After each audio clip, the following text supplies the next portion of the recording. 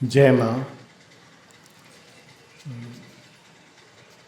काफ़ी कुछ तो बात हो गई है और अच्छा होगा अगर कोई एक प्रश्न होता तो वो हम लोग ले लेते। लेकिन दो तीन चीज़ें बस, चूँकि हम लोग भारतीय रिनाइसा मतलब भारत के पुनरुत्थान पुनर्जागरण की बात कर रहे हैं, तो दो तीन चीज़ें बिंदु उसकी ओर मैं ध्यान आकर्षित करना चाहूँगा। एक, हमारी दृष्टि पास्ट नहीं फ्यूचर की तरफ होना चाहिए। कल इसकी बात हुई, लेकिन पास्ट को डिस्कार्ड नहीं करना है, उसकी स्पिरिट को आगे लेके जाना है। हम अभी भी फॉर्म को पकड़ते हैं, स्पिरिट को भूल जाते हैं, लेकिन सृष्टि का ये नियम नहीं है।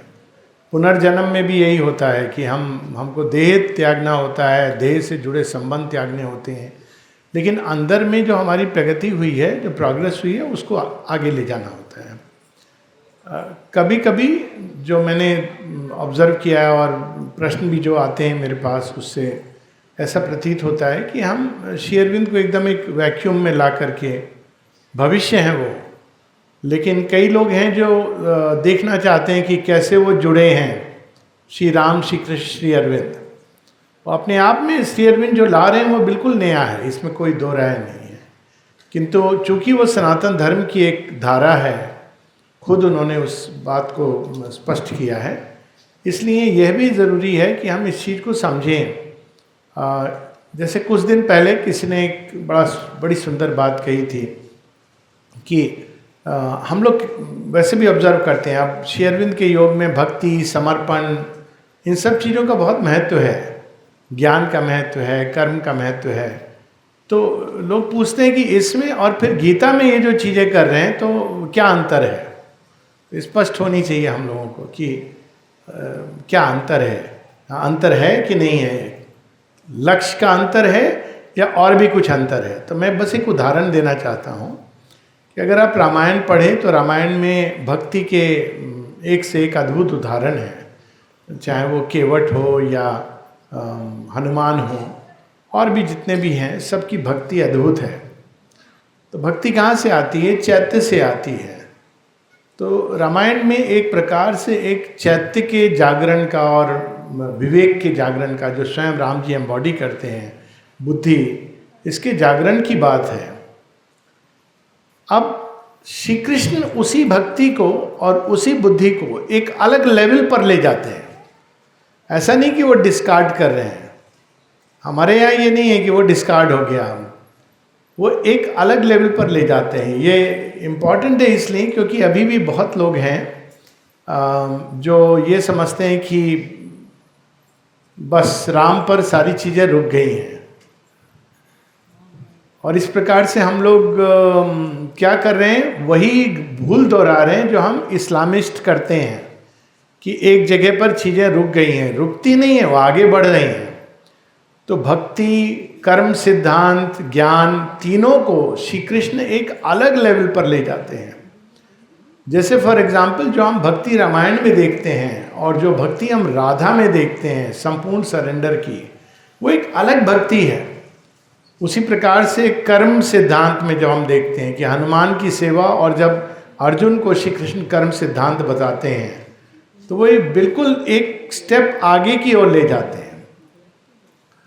फिर जब श्री अरविंद आते हैं तो हम देखते हैं कि वही भक्ति जो रामायण में बड़ी सुंदर है, जैसे भक्ति का पहला पहला किरण आती हो, बहुत सुंदर भक्ति है। श्रीमद् भगवद गीता, श्री कृष्ण उसको नेक्स्ट लेवल पर ले जाते हैं। परंतु माँ क्या कहती है? Complete self giving. कहाँ तक? केवल अंदर नहीं, अंदर बाहर, शरीर नक्शिक।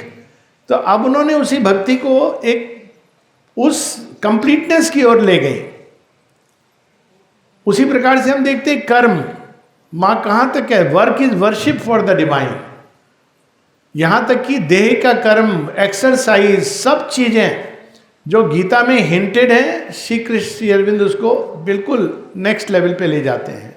ज्ञान, तो आत्मज्ञान उतना काफ़ी नहीं है, वो इम्पॉर्टेंट है, लेकिन आत्मज्ञान के आगे समग्र ज्ञान, समग्रम माम, भगवान के एक एक एस्पेक्ट में, विज्ञान में, कला में, हर चीज़ में भगवान का ज्ञान है, और उसको हमको प्रकट करना, समझना, उससे अंतस्फूर्त होना, इंस्पायर्ड होना और उसको जीवन में प्रकट करना, तो वही उस धारा को आगे ले जाते हैं और आगे ले जाके अब यहाँ पे उनकी जो नई चीज़ आती है, कोई नई चीज़ जोड़ देते हैं। तो इन तीनों को मैं इस तरह से देखता हूँ, क्योंकि लोग अक्सर पूछते हैं कि श्री राम, अगर आपको चैत्य की भक्ति जागृत करनी है तो श्री राम रामायण अद्भुत है, और स्पिरिचुअल चेतना में जागृत होना है तो श्री कृष्ण और गीता और अतिमानस ये श्री अरविंद लाते हैं। तो इसमें एक कंटिन्यूटी जब दिखती है तो बहुत लोग इस चीज़ को ज़्यादा समझ पाते हैं। कुछ लोग हैं जो तैयार हैं डायरेक्टली। तो ये भारत के पुनर्जागरण में अभी तक पूरी तरह श्री अरविंद को जोड़ा नहीं गया है। मेन स्ट्रीम की बात मैं कर रहा हूँ, हम लोगों की नहीं। हम लोग तो यहाँ पर सब ऑब्वियसली कहीं ना कहीं जुड़ गए हैं श्री अरविंद से, लेकिन मेन स्ट्रीम में नहीं जोड़ा गया है। और मैं तो चूँकि सब लोग सामने, इसका एक प्रमाण, सबसे बड़ा प्रमाण स्वयं अयोध्या में है। साधनालय की बात कर रहा हूँ। अभी तक वे लोग जो राम की भक्ति कर रहे हैं उनको यह नहीं समझ आ रहा है कि श्री अरविंद ही फ्यूचर है। वही जो काम श्री राम ने प्रारंभ किया और श्री कृष्ण आगे ले गए, वही श्री अरविंद परिसमाप्ति पर ले जा रहे हैं। ये बात नहीं समझ आ रही है। क्यों समझ नहीं आ रही है, इस पर हमको विचार करना है। या तो हम लोगों के समझाने में कहीं गैप है, या एक ब्लाइंड रेजिस्टेंस है। ब्लाइंड रेजिस्टेंस भी होता है जब कोई नई चीज़ आती है। श्री राम जब आते हैं तो एक रेजिस्टेंस होता है उस समय की मनुष्यता में उनके प्रति, और श्री कृष्ण जब आते हैं तो उनके प्रति भी रेजिस्टेंस होता है। माता जी ने इस बात को स्पष्ट रूप से कहा है, each avatar is the forerunner of a more complete future realisation. देखिए, more complete, but man have a tendency to turn toward the avatar of the past, which is okay, freedom है, लेकिन आगे लिखती in opposition to the avatar of the future. Exactly यही समस्या कई जगहों पर मैं देखता हूं कि राम है तो as if Shri Aurobindo is in opposition to Lord Ram. कितनी विचित्र बात है। वो एक कदम आगे ले, वही काम, क्योंकि हमारे यहाँ ये इवोल्यूशन की निरंतरता है। वी डोंट बिलीव कि एक जगह पर जाके कालखंड में चीजें स्टक हो गई। श्री अरविंद स्वयं कहते हैं कि सुपरमेंटलाइजेशन ही एंड नहीं है, इसके आगे भी और कुछ आना है।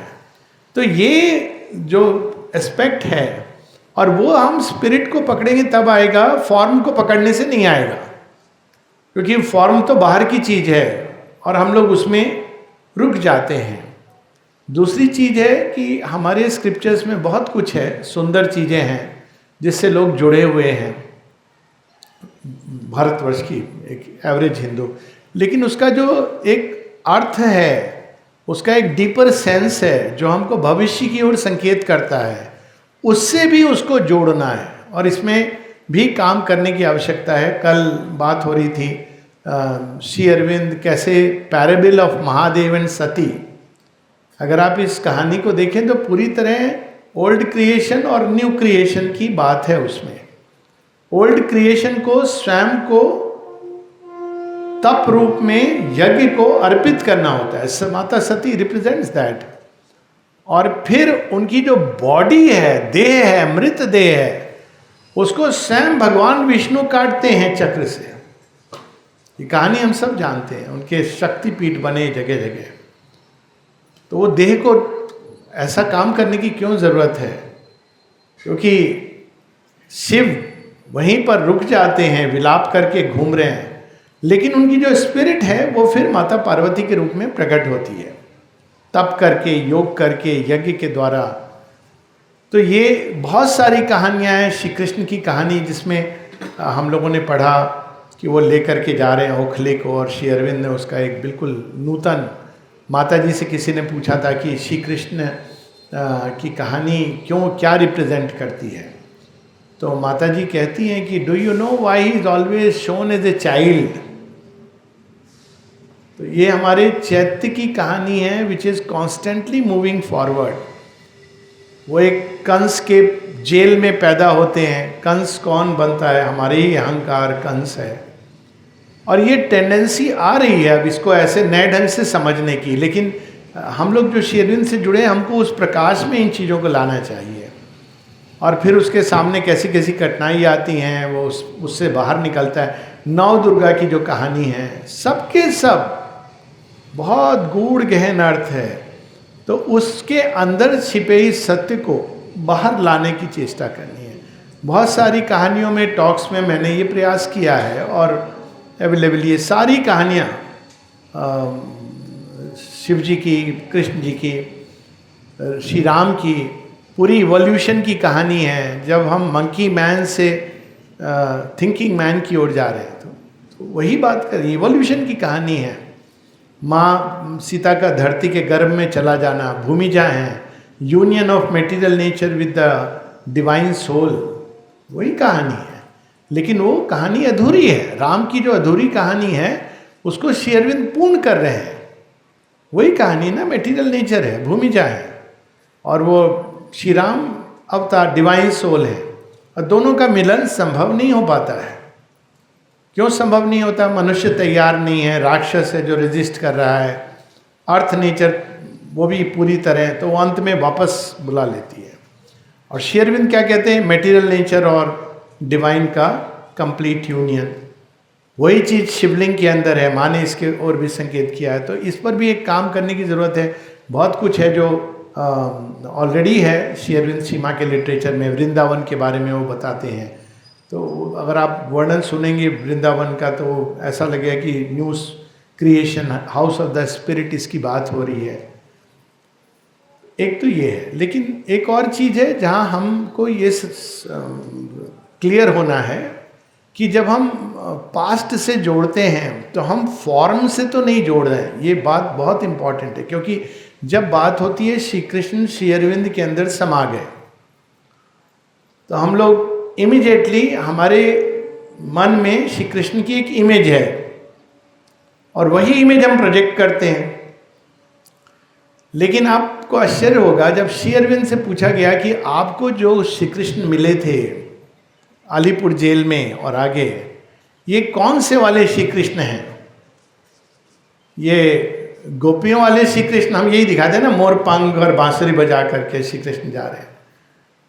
तो वो कहते हैं no, it was the Shri Krishna of the Kurukshetra. और आप देखिए श्री अरविंद जब कर्म योगिन पब्लिश करते हैं तो उसमें भगवत गीता का वो प्रथम, जिसमें वो बैठे हुए हैं अर्जुन श्री कृष्ण के रथ चला रहे हैं। तो लेकिन कहीं पर भी हम देखते नहीं हैं जहाँ श्री अरविंद और श्री कृष्ण की बात होती है तो सदैव वो मनमोहना गोपाल, सुंदर है वो भक्ति, लेकिन अभी सामने महाभारत खड़ा हुआ है। तो श्री कृष्ण का वह रूप, और वह रूप जो है वो बड़ा भयानक है। उसको देखना मनुष्य के लिए बहुत कठिन होता है, क्योंकि वो तो सब कुछ बाहर का रूप डिस्ट्रॉय कर रहा है। तो ये भी आवश्यक है कि हम कहीं बिल्कुल जब पास्ट से जुड़ रहे हैं तो हमको ये स्पष्ट होना चाहिए। कुछ समय पूर्व ये बात हो रही थी, अब हम लोग यहाँ जन्माष्टमी मनाते हैं। अब श्री अरविंद आश्रम में अगर आप जन्माष्टमी मना रहे हैं तो कल को कोई आपको अगर क्राइस्ट का जन्मोत्सव या मोहम्मद जी का जन्मोत्सव मनाएगा तो आप कैसे मना करेंगे उसको?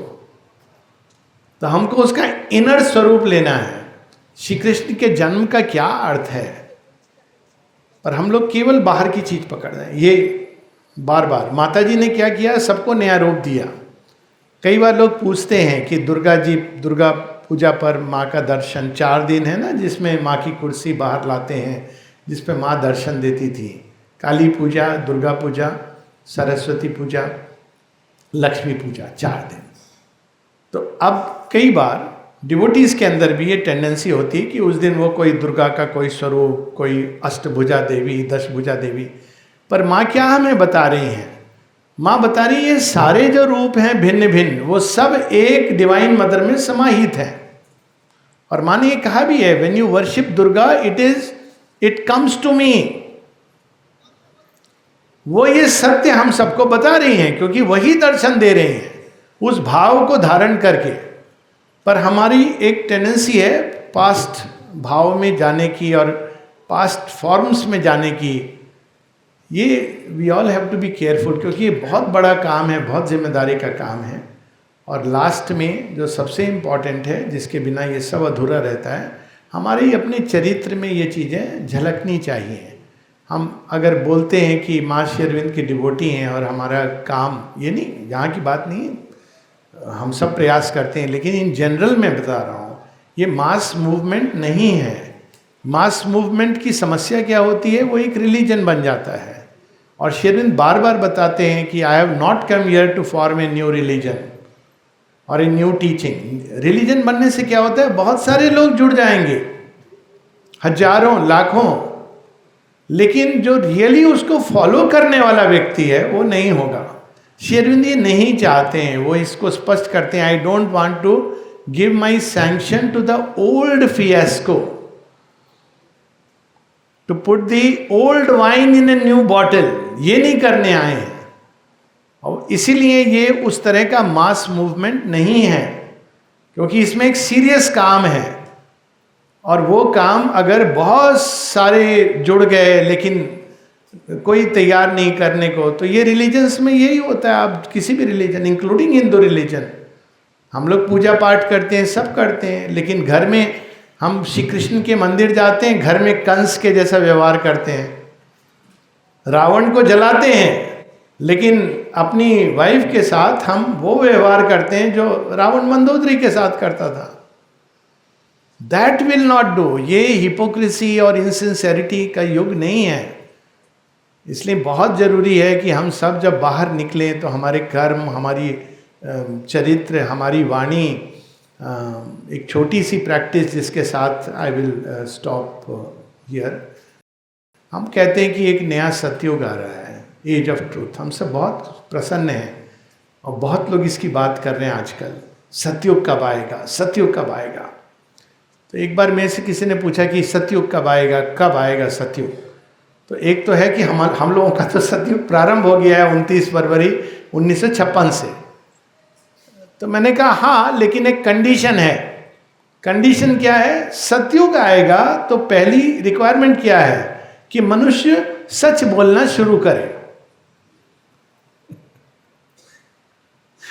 अब देखिए ये कंडीशन कितनी कठिन है।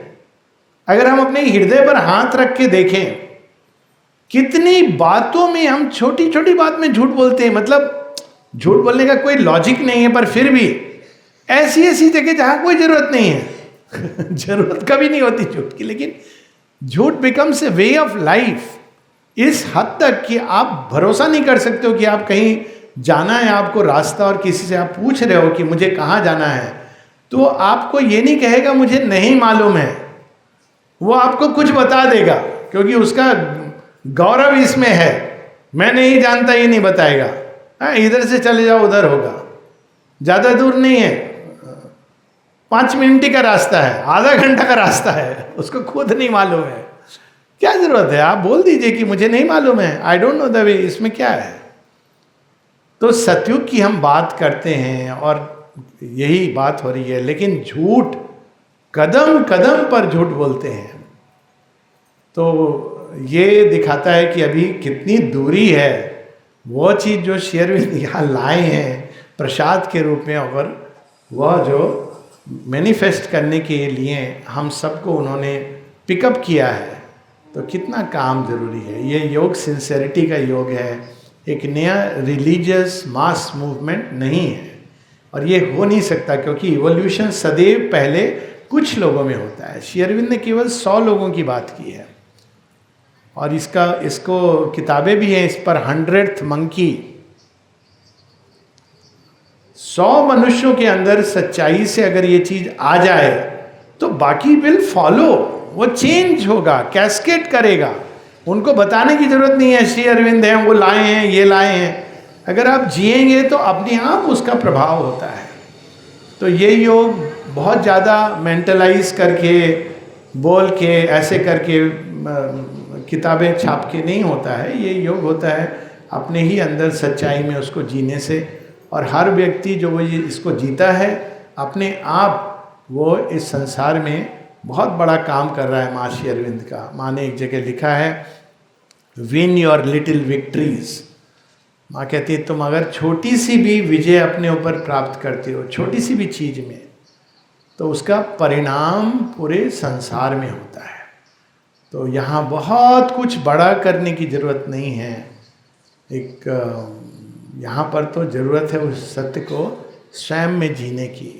ये बात मैं इतनी बार देखता हूँ इसलिए क्योंकि अभी सब लोग अयोध्या गया, उसके तो पहले मैं गया था, मतलब पहले भी गया हूँ लेकिन वहाँ गया था, राम मंदिर भी देखा। लेकिन मुझे ऐसा लगा कि लोग अभी भी श्री राम की स्पिरिट को भी नहीं जानते हैं। श्री कृष्ण श्री अरविंद तो आगे की बात है। और ये मैं बात कभी निराशा से नहीं, क्योंकि निराशा तो कभी सवाल ही नहीं है, क्योंकि जो श्री अरविंद ने कहा है वो होगा ही होगा। ये इसलिए कि हम और सच्चे बने, बस हम सच्चे नहीं हैं अभी।